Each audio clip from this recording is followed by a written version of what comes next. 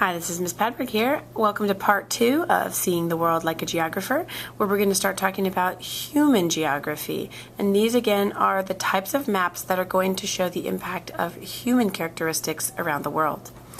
One of the first types of maps that you're going to discover as you look through each unit is one called population density. And population density has to do with the population, or where people live. Not only where people live, but also how smushed together they are. So density is a measure of crowding. Countries in Europe are often very crowded. This happens to be one of the most crowded places in the world, in Dhaka, Bangladesh. You're going to see more than 250 people per square mile. So imagine if we had to fit the entire 6th grade in Ms. Padberg's room. It would be very crowded. That is a densely populated area. You're going to move to larger cities, 125 to 250 people per square mile. And again, you're going to find this in most metropolitan areas where you do have large collective cities. Next, you're going to find less populated areas, smaller towns where you might only find 25 to 125 people per square mile, smaller villages, and even less population, 2 to 25 people per square mile, might be a much more isolated little village, to fewer than 2 people per square mile. And that would be as if you and your best friend got to hang out in the Barstow Varsity Gym all by yourselves. You'd have lots of space to run around. A population density map is going to appear with 2 different characteristics. You're going to have shading in your key, and you're also going to have dots to indicate the size of particular cities, because again, some cities are larger than others. So the darker the color, the more tightly packed people are living. And in this map of China, you are going to notice that while it is a large country, the majority of the population only lives on half of the available land. We're also going to talk about the connection between where people live and the physical features that are in that space. Why don't they stretch out and you live in this space? Once you overlap this with the physical features map, you'll notice that these are the Himalayan mountains and also a variety of deserts and very high plateaus, which make it very difficult for humans to live there. In addition to seeing that most of the coast of China is as populated as New York, Boston, Philadelphia, you're also going to notice that some of the largest cities are Beijing, Tianjin, and smaller cities are indicated like Guangzhou, Kunming, with smaller dots as well. In addition to where people live, you're also going to be exploring what they do for a living. This is called economic activity. And on an economic activity map, you're also going to be looking for 2 different ideas: land use and natural resources. We're going to be talking about how people use the land. Are they able to hunt for food? Are they able to do something called subsistence farming? Subsistence is a term that's very important for you to pay attention to. This means that I only have enough to feed myself or my family. I'm not growing a bunch of extra food. This is my tomato garden in my backyard, really just enough for me, some spaghetti sauce, and maybe some BLT sandwiches. Yum. In contrast, you might have a large enough area to do what's called commercial farming. If you think about commercials on TV, they're meant to sell you things, and commercial farming is meant to sell you food. There's such an abundance of food that you have to sell it. It's not meant for you to consume. If you've ever driven across Kansas or Iowa and seen large wheat fields or large cornfields, that farmer isn't going to eat it all themselves. They're going to grow it and sell it for a profit. In certain parts of the world, you're also still going to have what's called nomadic herding. A nomad is a person who has a temporary shelter rather than a permanently constructed home, and they travel based on the needs of their animals, goats, cows, sheep, different types of herding animals, and that is still found in different parts of the world today.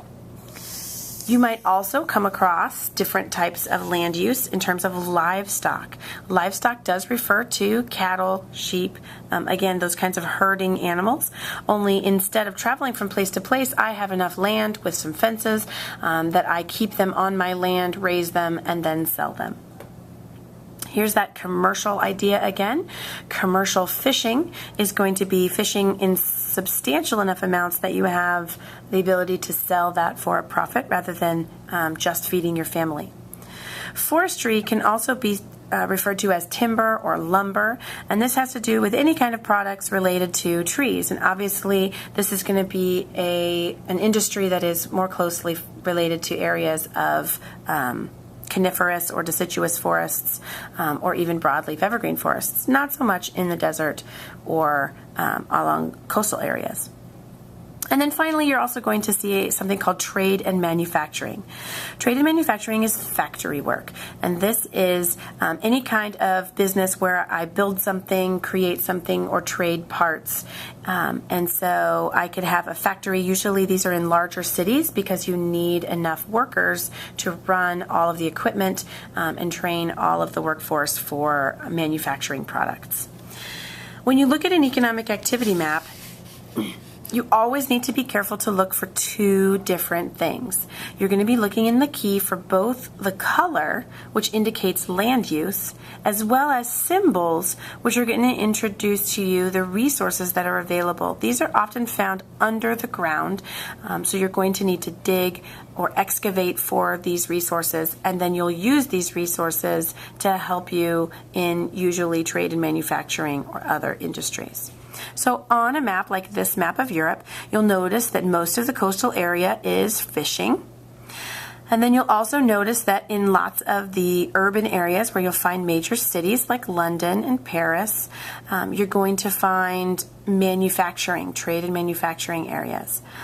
Notice as well that there are oil deposits in the North Sea as well as near the Black Sea. So there is some petroleum or oil excavation that goes on. And so if I was looking near Paris, I could have a trade or manufacturing job, but there are also then coal deposits that I can access as a resource as well. So again, for an economic activity map, make sure that you're looking at both the color and the symbol to get the most accurate view of how people make a living in that area. Finally, you're going to hear reference to regions, and we talked about regions with the 5 themes of geography. We use regions to help us understand the world in smaller chunks, and there are different ways that we can create regions, but usually there's some kind of unique feature that brings that area together.